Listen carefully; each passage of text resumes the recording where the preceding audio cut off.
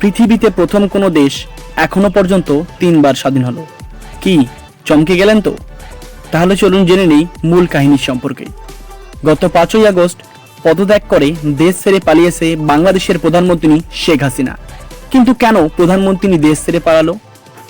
একটু পিছনে ফিরে গেলেই দেখতে পাবো বাংলাদেশের কোঠা আন্দোলনের করুণ চিত্র। 2018 সালের পর আবারও 2024 সালে শুরু হয় কোঠা আন্দোলন। 2024 সালে জুলাই মাস থেকে বাংলাদেশের কোঠা আন্দোলন চরম পর্যায়ে পৌঁছেছে। কোঠা আন্দোলনের শুরু হয় ঢাকা বিশ্ববিদ্যালয় থেকে। একে একে এই আন্দোলন ছড়িয়ে পড়ে দেশের বিভিন্ন বিশ্ববিদ্যালয়। রংপুর, সিলেট, কুমিল্লা, চট্টগ্রাম সহ সারা দেশে ছড়িয়ে পড়ে এই কোঠা আন্দোলন। এই আন্দোলনে সাধারণ শিক্ষার্থী সহ মৃতের সংখ্যা ছড়িয়ে পড়ে প্রায় 300-র কাছাকাছি। প্রথমত এই আন্দোলন শিক্ষার্থীদের থাকলেও অগণিত মৃত্যুর কারণে পরে এই আন্দোলনে যোগ দেন সাধারণ দেশবাসী।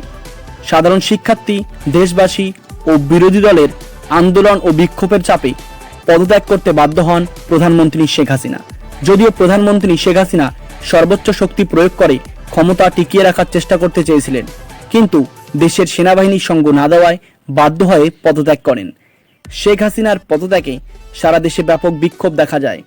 লাখো দেশবাসী ও আন্দোলনকারীরা রাজপথে নেমে এসে প্রধানমন্ত্রীর পদত্যাগের উদযাপন করতে থাকেন। সোমবার বিকেলে আন্দোলনরত শিক্ষার্থীরা ও জনসাধারণ প্রধানমন্ত্রীর কার্যালয় ও শেখ হাসিনার সরকারি বাসভবন ভাঙচুর করে ও লুটপাট করে। এছাড়া বিক্ষোভকারীদের অনেকেই সরকারি গণভবনের বিভিন্ন জিনিসপত্র নিয়ে চলে যায়। বলতে গেলে মাছ, হাঁস, চেয়ার, টেবিল, শাড়ি এছাড়া গণভবনের আরও অনেক আসবাবপত্র নিয়ে যায়।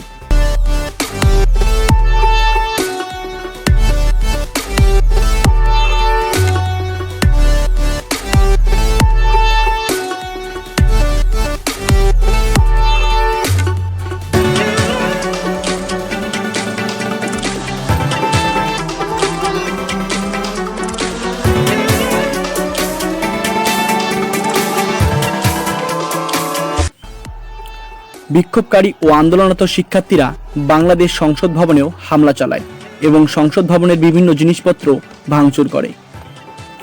বিক্ষোভকারী জনতারা প্রধানমন্ত্রী কার্যালয় আর গণভবনের মাঝামাঝি এলাকায় অবস্থিত বাংলাদেশের রূপকার শেখ মুজিবুর রহমানের বিশাল ভাস্কর্য ভেঙে ফেলে।